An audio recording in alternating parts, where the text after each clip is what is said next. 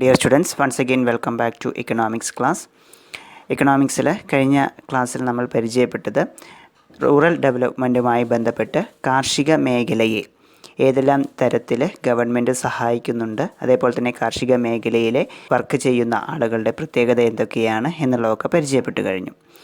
അതേപോലെ തന്നെ ഈ ഒരു ഗ്രാമീണ മേഖലയിൽ മറ്റു എന്തെല്ലാം തൊഴിൽ മേഖലയിലാണ് ജനങ്ങൾ പ്രവർത്തിക്കുന്നത്, അതിന് വേണ്ടിയിട്ട് ഗവൺമെൻറ് എന്തെല്ലാം ഇനീഷ്യേറ്റീവ്സ് എടുത്തിട്ടുണ്ട് എന്നുള്ള കാര്യങ്ങളൊക്കെ നമ്മൾ ഇന്നത്തെ ക്ലാസ്സിൽ പരിചയപ്പെടും. Welcome to this session. Other alternative livelihood options, മറ്റു ബദൽ ജീവിതോപാധികൾ. ഇപ്പോൾ റൂറൽ സെക്ടറിൽ നമ്മളിപ്പോൾ ഓൾറെഡി കണ്ടു കഴിഞ്ഞു, കാർഷിക മേഖല ഒരു പ്രധാനമായിട്ടുള്ള ഒരു ഉപജീവന മാർഗമാണ്. ഇതല്ലാതെ ഈ ഒരു റൂറൽ സെക്ടറിൽ നിലനിൽക്കുന്ന മറ്റു ഓൾട്ടർനേറ്റ് ലൈവ്ലിഹുഡ് ഓപ്ഷൻസ് എന്തൊക്കെയാണ്, മറ്റു ബദൽ ജീവിതോപാധികൾ എന്തൊക്കെയാണ് എന്നുള്ളത് നമുക്ക് നോക്കാം. New livelihood options are emerging in the modern world. A major alternate is IT.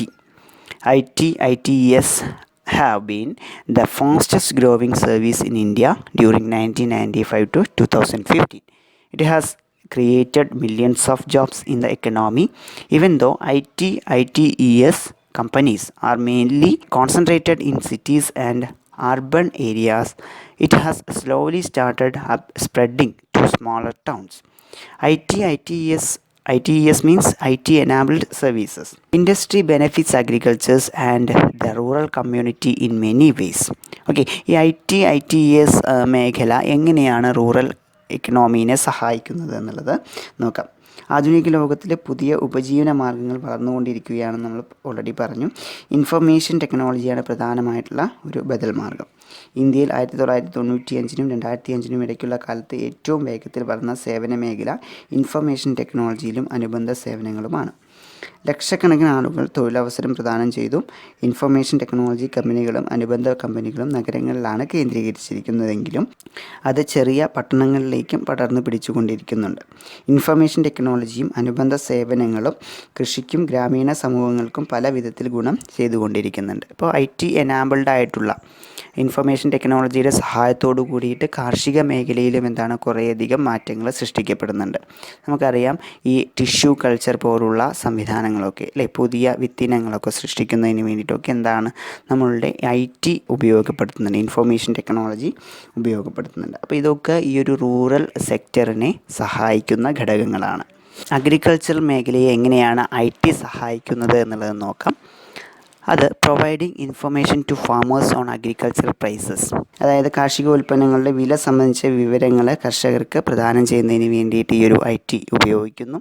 Providing information regarding weather, കാലാവസ്ഥ സംബന്ധിക്കുന്ന വിവരങ്ങൾ, അവരുടെ കാർഷിക ഉൽപ്പന്നങ്ങൾ വിളവെടുക്കുന്നതിന് വേണ്ടിയിട്ടും അതുപോലെ തന്നെ വിളവെടുക്കുന്നതിനൊക്കെ വേണ്ടിയിട്ടുള്ള കാലാവസ്ഥയുമായി ബന്ധപ്പെട്ടിട്ടുള്ള എല്ലാ വിവരങ്ങളും കർഷകരിലേക്ക് എത്തുക വഴി അവരുടെ വിളവ് മെച്ചപ്പെടുത്താനായിട്ട് സാധിക്കുന്നുണ്ട്. Providing information about agriculture inputs, കാർഷിക നിവേശങ്ങൾ സംബന്ധിച്ച വിവരങ്ങൾ നൽകുക. ഈ അഗ്രികൾച്ചറിൽ ഉപയോഗിക്കേണ്ടി വരുന്ന അസംസ്കൃത വസ്തുക്കൾ എവിടെ നിന്ന് ലഭിക്കും, അതേപോലെ തന്നെ അതിൻ്റെ പ്രൈസസ് എന്തൊക്കെയാണ്, ഇതിനെക്കുറിച്ചിട്ടുള്ള വിവരങ്ങളൊക്കെ ലഭിക്കുന്നതിന് വേണ്ടിയിട്ട് ഇൻഫോർമേഷൻ ടെക്നോളജി ഉപയോഗിക്കുന്നുണ്ട്. അടുത്തതായി sustainable development and organic farming, സുസ്ഥിര വികസനവും ജൈവ കൃഷിയും തമ്മിലുള്ള ബന്ധമാണ് ഈ ഒരു ഭാഗത്ത് പറയുന്നത്. The Green Revolution gave India self-sufficiency in food grains, but it also created a problem.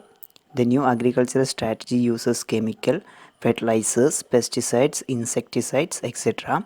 Excessive use of chemical fertilizers and pesticides leads to loss of soil fertility, poisoning of soil and water, contamination of food produced with pesticides, destruction of friendly pests and insects, damaging the ecosystem. അപ്പോൾ ഇത്തരത്തിൽ കുറേയധികം ബുദ്ധിമുട്ടുകൾ ഈ ഒരു green revolution കൊണ്ട് ഇക്കണോമിയിൽ നേരിടുകയുണ്ടായി. ഹരിത വിപ്ലവം ഇന്ത്യയെ ഭക്ഷ്യകാര്യത്തിൽ സ്വയം പര്യാപ്തമാക്കി, പക്ഷേ അതൊരു പ്രശ്നവും സൃഷ്ടിക്കുകയുണ്ടായി. രാസവളങ്ങളും കീടനാശിനികളും ഉപയോഗിക്കുന്ന കാർഷിക തന്ത്രം സൃഷ്ടിച്ച ഒരു പ്രശ്നമാണ് ഈ ഒരു ഹരിത വിപ്ലവത്തിൻ്റെ ഭാഗമായിട്ട് ഉണ്ടായത്.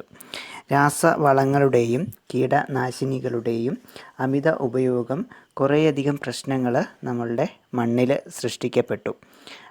അതിലൊന്നാമതായി വരുന്നതാണ് ലോസ് ഓഫ് സോയിൽ ഫെർട്ടിലിറ്റി, മണ്ണിന് വളക്കൂറ് നഷ്ടപ്പെടുകയുണ്ടായി. Then poisoning of soil and water, മണ്ണും വെള്ളവും വിഷാംശം കലർന്നതായിട്ട് മാറി. Then contamination of food produce with pesticides, ഭക്ഷ്യോൽപ്പന്നങ്ങളിൽ കീടനാശിനികൾ കലർന്നു. Destruction of friendly pests and insects, കർഷകമിത്രങ്ങളായ കീടനാശിനികൾ നശിപ്പിക്കുകയും ചെയ്തു. ദെൻ ഡാമേജിങ് ദ എക്കോസിസ്റ്റം, പരിസ്ഥിതിക്ക് ക്ഷതമേൽപ്പിച്ചു. അപ്പോൾ ഇത്തരം കുറേയധികം പ്രശ്നങ്ങൾ ഗ്രീൻ റെവല്യൂഷൻ കൊണ്ട് ഉണ്ടാവുകയുണ്ടായി. വികസനം സുസ്ഥിരമാകണമെങ്കിൽ കൃഷിരീതികൾ പരിസ്ഥിതി സൗഹൃദം പുലർത്തുന്നവയായിരിക്കണം. ജൈവവളങ്ങൾ മാത്രം ഉപയോഗപ്പെടുത്തുന്നവയാണ് ജൈവ കൃഷികൾ. രാസകീടനാശിനികളെല്ലാം അത് ഒഴിവാക്കുന്നു. അതിനാൽ ജൈവ കൃഷി പരിസ്ഥിതി സൗഹൃദം പുലർത്തുന്ന ഒന്നാണ്.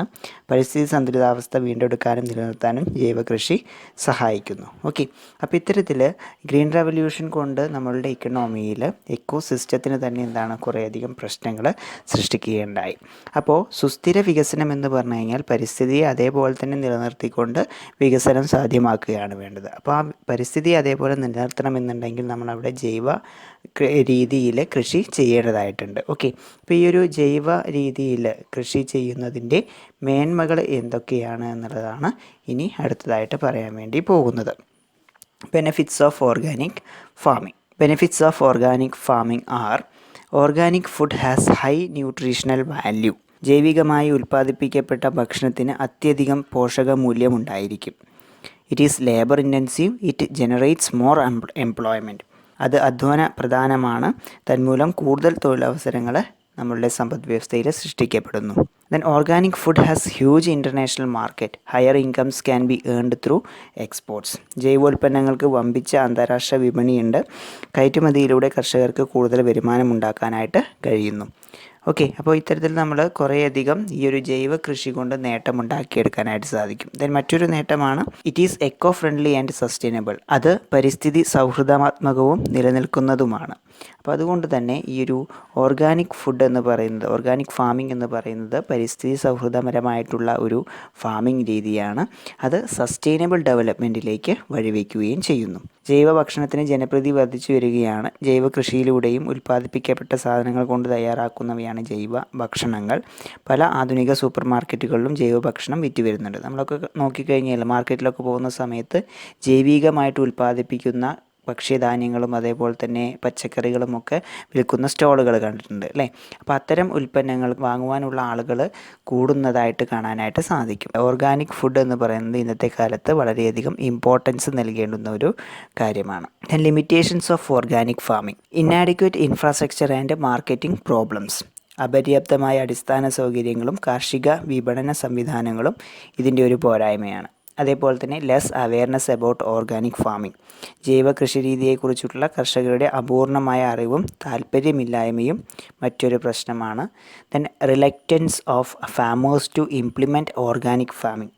ആധുനിക കൃഷിരീതിയേക്കാൾ ജൈവ കൃഷിരീതിയോടുള്ള വിളവിൻ്റെ കുറവ്. നമുക്കറിയാം ആധുനിക രീതിയിൽ ഗ്രീൻ റെവല്യൂഷൻ്റെ ഭാഗമായിട്ട് കെമിക്കൽ ഫെർട്ടിലൈസേഴ്സൊക്കെ ധാരാളമായിട്ട് ഉപയോഗിച്ചപ്പോൾ അവിടെ എന്ത് സംഭവിച്ചു? കൂടുതൽ വിളവ് ലഭിക്കുന്ന അവസ്ഥയുണ്ടായി. പക്ഷേ ജൈവ രീതിയിൽ കൃഷി ചെയ്യുന്ന സമയത്ത് കാർഷിക ഉൽപ്പന്നങ്ങൾ കുറയുന്നതായിട്ട് കാണാൻ സാധിച്ചു. അപ്പോൾ ഇതും ഈ ഒരു ഓർഗാനിക് ഫാമിങ്ങിൻ്റെ ദോഷമായിട്ട് കണക്കാക്കപ്പെടുന്നു. Then yield from organic farming is less than modern farming.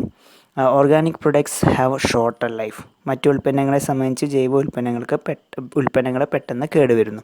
അപ്പോൾ കെമിക്കൽസൊക്കെ ഉപയോഗിച്ചുകൊണ്ട് കുറേ നാളത്തേക്ക് എടുത്തു വയ്ക്കാൻ കഴിയുന്ന പച്ചക്കറികളൊക്കെ നമുക്ക് മാർക്കറ്റിൽ കാണാൻ സാധിക്കും അല്ലേ.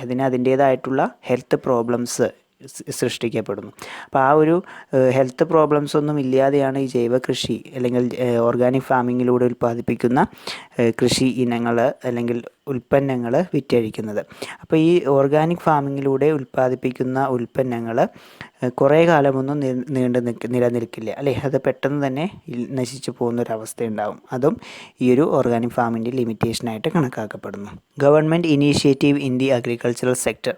ഈ ഒരു കാർഷിക മേഖലയിൽ ഗവൺമെൻറ് എടുത്തിട്ടുള്ള ഇനീഷ്യേറ്റീവ്സ് എന്തൊക്കെയാണ് എന്നുള്ളത് നോക്കാം. First one is Kisan credit card, KCC. This is a good measure taken by the government to provide short-term loans to farmers. With this card, every farmer is given a passbook with a cash credit facility. കർഷകർക്ക് ഹ്രസ്വകാല വായ്പ ലഭ്യമാക്കുന്നതിനുള്ള ഗവൺമെൻറ്റിൻ്റെ ഒരു കാൽവയ്പ്പാണ് Kisan credit card. ഇത് പ്രകാരം ഓരോ കർഷകനും cash credit സൗകര്യമുള്ള ഒരു പാസ്ബുക്ക് നൽകുകയുണ്ടായി. അപ്പോൾ ഇത് കർഷകർക്ക് വായ്പ നൽകുന്നതിന് വേണ്ടിയിട്ട് ക്രെഡിറ്റ് കാർഡ് ഉപയോഗിക്കുന്നുണ്ട്. ദെൻ റീഹാബിലിറ്റേഷൻ പാക്കേജ്, പുനരധിവാസ പാക്കേജ്. കടബാധിതകൾ ആത്മഹത്യ ചെയ്തവരുടെ ആശ്രിതരെ പുനരധിവസിപ്പിക്കുന്നതിനായി ഗവൺമെൻറ് കൊണ്ടുവന്ന ഒരു പാക്കേജാണിത്. കേരളം, ആന്ധ്ര, കർണാടക, മഹാരാഷ്ട്ര തുടങ്ങിയ സംസ്ഥാനങ്ങളിലെ 31 ജില്ലകളിലാണ് ഇത് ആദ്യം നടപ്പിലാക്കിയത്. then അതേപോലെ തന്നെ കാർഷിക വായ്പയ്ക്ക് പലിശ ഇളവ്, low interest rates for agricultural loans. 2007-2008 കാലഘട്ടത്തിലാണ് ഈ ഒരു പദ്ധതി കൊണ്ടുവന്നത്. ഇത് പ്രകാരം കൃത്യമായി വായ്പ തിരിച്ചടയ്ക്കുന്ന കർഷകർക്ക് പലിശയിൽ ഇളവ് അനുവദിച്ചു നൽകുന്നു. ദെൻ ലോൺസ് റിട്ടേൺ ഓഫ്, വായ്പ എഴുതിത്തള്ളൽ. നമ്മൾ സാധാരണയായിട്ട് കാണാറുള്ളതാണല്ലേ, കർഷകർ ഈ ഒരു വായ്പ എടുത്ത കർഷകർ ആത്മഹത്യയുടെ വക്കിലെത്തിയൊക്കെ നിൽക്കുന്ന ആ ഒരു അവസ്ഥയിലേക്ക് എത്തുകയാണെന്നുണ്ടെങ്കിൽ അവരുടെ കടമൊക്കെ എഴുതിത്തള്ളുന്നതായിട്ട് കാണാൻ സാധിക്കാറുണ്ട് അല്ലേ. അതാണ് വായ്പ എഴുതിത്തള്ളൽ എന്നുള്ളത് കൊണ്ട് ഉദ്ദേശിക്കുന്നത്. കർഷകരുടെ തിരിച്ചടവിലുള്ള ബുദ്ധിമുട്ടുകൾ പരിഗണിച്ച് കേന്ദ്ര സംസ്ഥാന സർക്കാരുകൾ വായ്പകൾ എഴുതിത്തള്ളാനുള്ള നടപടികൾ സ്വീകരിക്കുകയുണ്ടായി. വായ്പയും പലിശയും തിരിച്ചടയ്ക്കാൻ കഴിവില്ലാത്ത കർഷകർ ആത്മഹത്യ ചെയ്യുന്ന സാഹചര്യം ഒഴിവാക്കി കിട്ടുന്നതിന് ഇത് സഹായിക്കുന്നു. അപ്പോൾ ഇത്രയും കാര്യങ്ങളൊക്കെ ഗവൺമെൻറ് കാർഷിക മേഖലയിൽ ഇടപെടലുകൾ നടത്തിയിട്ടുണ്ട്. ഓക്കെ, അപ്പോൾ ഇതിൽ കൂടുതൽ ഇടപെടലുകൾ ഇന്നത്തെ ഗവൺമെൻറ്റുകളും നടത്തി വരുന്നുണ്ട്. അതിനെക്കുറിച്ചിട്ടുള്ള കാര്യങ്ങളൊക്കെ നമ്മൾ പിന്നീട് പഠിക്കും. That is all about today's class. Thank you.